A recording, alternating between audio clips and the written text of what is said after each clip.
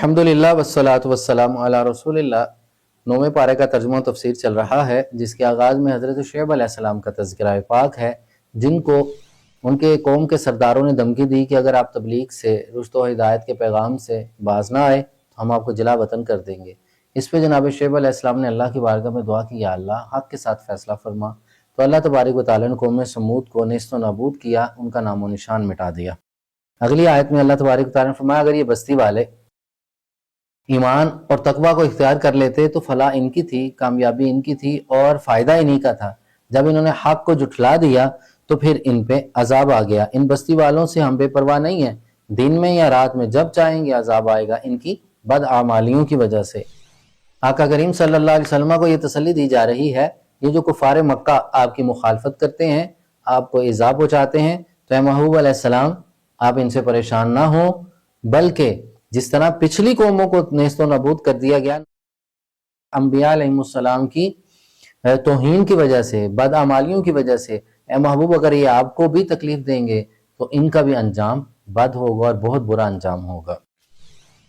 103 number आयत में मूसा अलैहिस्सलाम की बेइज्जत का तज़किरा है और फ़िरौन के साथ आपके का मुकालमे का तज़किरा किया गया, और जो मूसा अलैहिस्सलाम को अल्लाह ने वाज़ेह निशानियाँ अता फरमाई उनका तज़किरा है। फ़िरौन के दरबार के अंदर जो मुनाजरा है और आमना सामना होना है उसका तफसीलन जिक्र किया गया। फ़िरौन ने जादूगरों को जब बुला लिया, हज़रत ईसा अलैहिस्सलाम का असा मुबारक का मुअज़्ज़ा देखा और आपका यद बैज़ा मुबारक को देखा, तो लोगों ने कहा ये तो जादू है, तो इसके मुकाबले में हम जादूगर इकट्ठे करेंगे। फ़िरौन ने सरकारी तौर पर बहुत बड़े जादूगरों को बुलाया और जादूगर फ़िरौन के दरबार में जमा हो जाते हैं। जनाब मूसा अलैहिस्सलाम अल्लाह के हुक्म के साथ और अल्लाह की मशीयत और अल्लाह की मदद के साथ फ़िरौन के दरबार में खड़े हैं। हक़ अकेला भी हो तो गालिब आ जाता है। उन्होंने अपनी रस्सियों को फेंका, सांप बन जाती हैं। मूसा अलैहिस्सलाम को हुक्म होता है अपना आसा मुबारक फेंकिए। मूसा अलैहिस्सलाम का आसा एक बहुत बड़ा अज़दहा बनता है जो तमाम सांपों को, अज़दहों को खा जाता है। ये जादूगरों ने देख के हक़ को पहचान लिया, लेकिन फ़िरौन ने नहीं पहचाना। उसका तकब्बुर, उसका किब्र उस पर गालिब आ गया।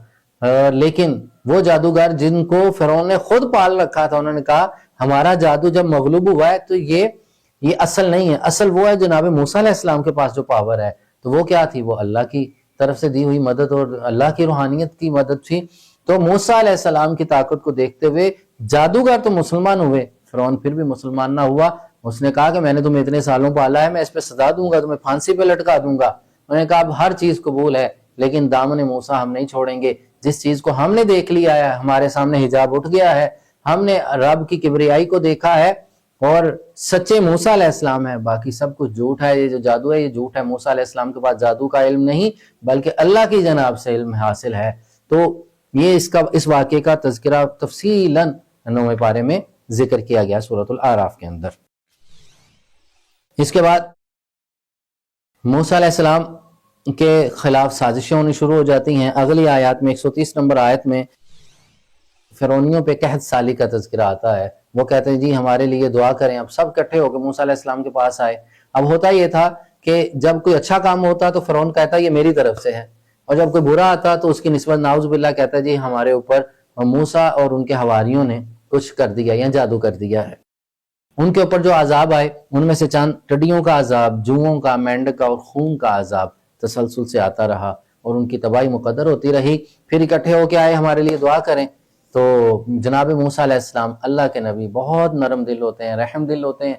दुआ की गई, उनका अजाब टल जाता है। उन्होंने कहा अगर अजाब टल गया तो हम ईमान ले आएंगे, लेकिन वो ईमान फिर ना लेके आए। फिर मूसा अलैहिस्सलाम के खिलाफ साजिशें शुरू हो जाती हैं। फिर मूसा अलैहिस्सलाम को जिला वतन किया जाता है और आपके खिलाफ और आपके मानने वालों के खिलाफ साजिशें हुई।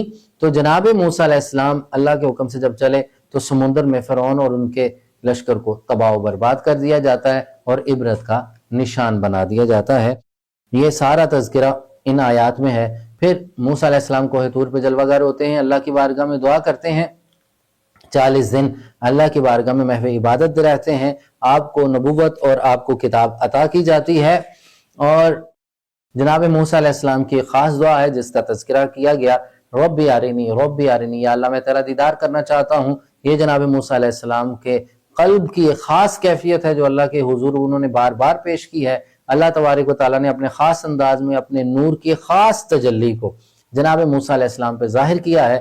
موسیٰ علیہ السلام اس تجلی میں گم ہو جاتے ہیں، اس کیفیت کو محسوس کرتے ہیں، ظاہری اثرات جسم پہ تو آتے ہیں لیکن باطن میں اس کے کمالات اپنے ہیں۔ آپ کا چہرہ مبارک روشن ہے اور منور ہو جاتا ہے اس تجلی کے دیکھنے کے بعد، اور ظاہری جسم پہ کچھ کیفیات آتی ہیں، اس کا تذکرہ بھی اس میں کیا جاتا ہے۔ پہاڑ ریزہ ریزہ ہو جاتا ہے۔ جناب موسیٰ علیہ السلام اللہ کے نور میں گم رہتے ہیں، اور یوں سمجھیے عام لفظوں میں جو ایک بندہ اللہ کی محبت اور اس کی خاص کیفیت میں آگے چلا جاتا ہے تو موسیٰ علیہ السلام پہ بھی ایسی کیفیت آ جاتی ہیں۔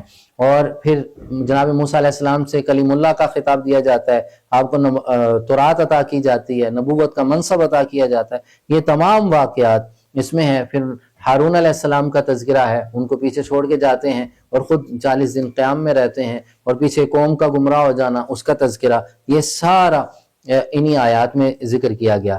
پھر موسیٰ علیہ السلام کو دعا کے کلمات، استغفار کے کلمات تعلیم کیے گئے، اس کا تذکرہ آتا ہے۔ پھر آگے چل کے آقا کریم صلی اللہ علیہ وسلم کی شان کو بیان کیا گیا کہ آپ نبی امی ہیں، کہ دنیا میں کسی سے علم حاصل نہیں کیا، اللہ نے انہیں علم عطا کیا ہے، اور اللہ کی جناب سے وہ سب کچھ پڑھ کے سیکھ کے آئے ہیں۔ جو سکھانے آتا ہے وہ دنیا والوں کو دنیا سے سیکھا نہیں کرتا، بلکہ وہ استاد بن کے آئے ہیں، وہ سکھانے کے لیے آئے ہیں۔ حضور کی شان امی کا تذکرہ کیا گیا ہے کہ اللہ نے اپنی جناب کرم سے، اپنے خاص کرم سے اپنے محبوب علیہ السلام کو تعلیم عطا فرمائی ہے۔ دنیا میں کوئی استاد حضور کا نہیں ہے، اگر کوئی ہے تو وہ اللہ کی ذات وعلا ہے۔ اللہ سے انہوں نے بلا واسطہ ہر علم میرے آقا نے خود سیکھا اور حاصل کیا ہے۔ اگلی آیات میں 160 نمبر آیت میں موسیٰ علیہ السلام کا تذکرہ ہے ایک خاص معجزے کا، کہ آپ نے اپنا عصا مبارک پتھر پہ مارا، اس پتھر سے 12 چشمے نکلتے ہیں، اور 12 قبیلوں کا الگ الگ پانی کا اہتمام کیا جاتا ہے، وہاں سے وہ پانی حاصل کرتے ہیں۔ پھر آگے بنی اسرائیل والوں کی بددیانتی کا تذکرہ ہے۔ ایلا نامی ایک بستی میں قیام کیا، وہاں ان کو شکار سے منع کیا گیا تھا ہفتے کے دن، لیکن انہوں نے ہیلا کرتے ہوئے سمندر سے چھوٹے چھوٹے الگ سے گڑھے بنا لیے کہ مچھلیاں آزاد پھرتی تھیں تو وہ ان کا شکار کر لیا کرتے تھے۔